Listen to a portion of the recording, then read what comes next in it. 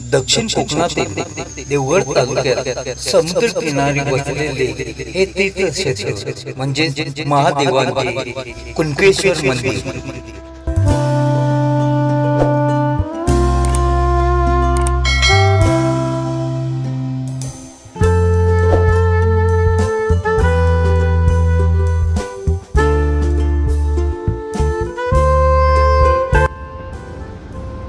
Hello guys, नमस्कार। मी अजित पलव आणि पुन्हा एकदा आपले सगळ्यांचे स्वागत करतो आजच्या या ब्लॉगमध्ये।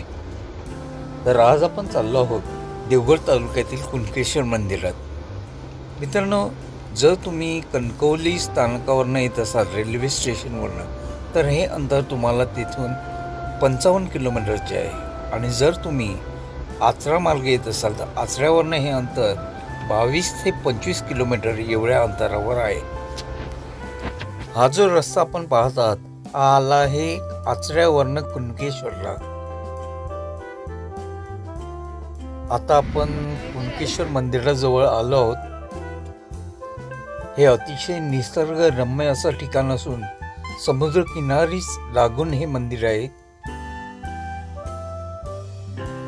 आता आपण इथेच कुठेतरी गाडी पार्क करूया आणि चला तर महादेवांचं दर्शन घेऊया। कुणकेश्वर हे महाराष्ट्राच्या कोकण प्रांतातील सिंधुदुर्ग जिल्ह्यात असलेल्या देवगड तालुक्यातील समुद्र किनारे वसलेले गाव। एसटी थांबते तेथून अगदी 7-8 मिनिटाच्या अंतरावर दिसणारा कळस भाविकांचं लक्ष वेधून घेतो। कुणकेश्वर हे ठिकाण देवगड गावाच्या जवळ असून फार सुंदर असा समुद्र लाभलेले हे कोकणातील प्रसिद्ध असं तीर्थक्षेत्र समजलं जातं।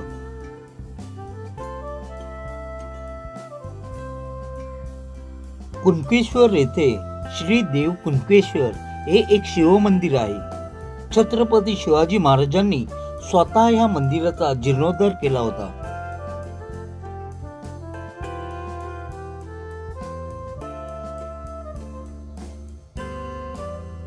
कुणकेश्वराला दक्षिण कोकणची काशी असंही संबोधलं जातं। श्री कुणकेश्वर मंदिराचे वैशिष्ट्यपूर्ण बांधकाम आणि किनाऱ्यावरील मंदिराचे स्थान यामुळे या मंदिराच्या देखणेपणात एक विशिष्ट अशी भर पडली आहे।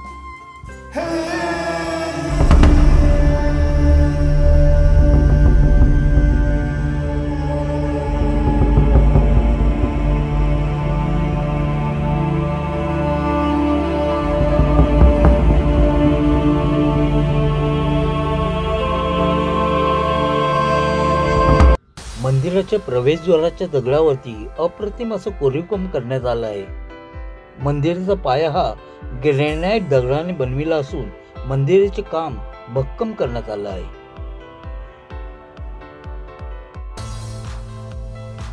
हे मंदिर 11व्या शतकात बांधले गेले असावे असे समजले जाते। मंदिराचे संपूर्ण बांधकाम अत्यंत कलात्मक आहे।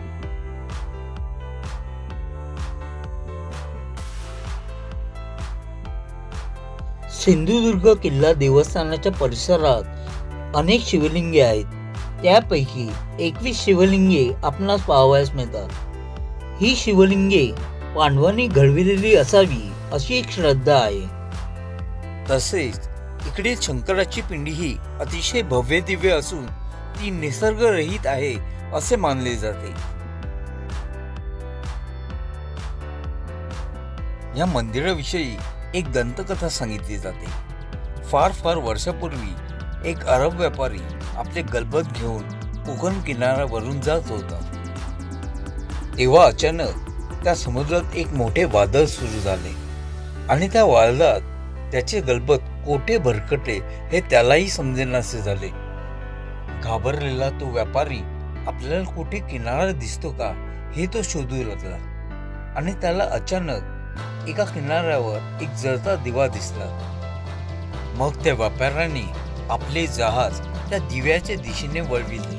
मग त्या दिव्याच्या दिशेने प्रस्थान करून अखेरीस तो व्यापारी सुखरूप किनाऱ्यावर पोहोचला। तो दिवा म्हणजे महादेव शंकराच्या पिंडीवर जळत असलेली पंती होती। म्हणूनच त्या व्यापाऱ्याने कृतज्ञतेपोटी या मंदिराची उभारणी केली अशी दंतकथा आहे.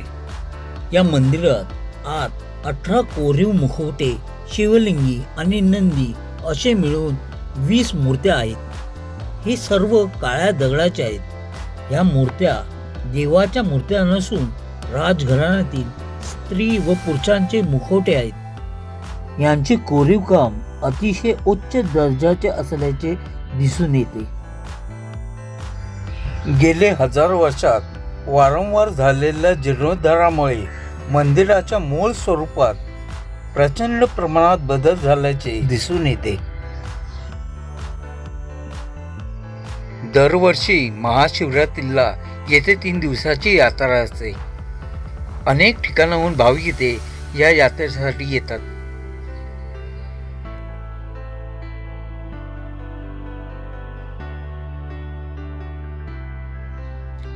या समुद्रातील दगडांवर सुमारे 100 शिवलिंगे कोरलेली आहेत. ओहोटीच्या वेळी ही शिवलिंगे आपणास स्पष्ट पाहावयास मिळतात. स्वच्छ आणि कमी वर्दळ असणारा हा समुद्र किनारा कुणकेश्वर मंदिराच्या अगदी बाजूलाच आहे. कोकणचा आणि समुद्राचा मनसोक्त आनंद तुम्ही इथे येऊन घेऊ शकता. अशा ह्या श्री क्षेत्र कुणकेश्वराला तुम्ही अवश्य भेट द्या.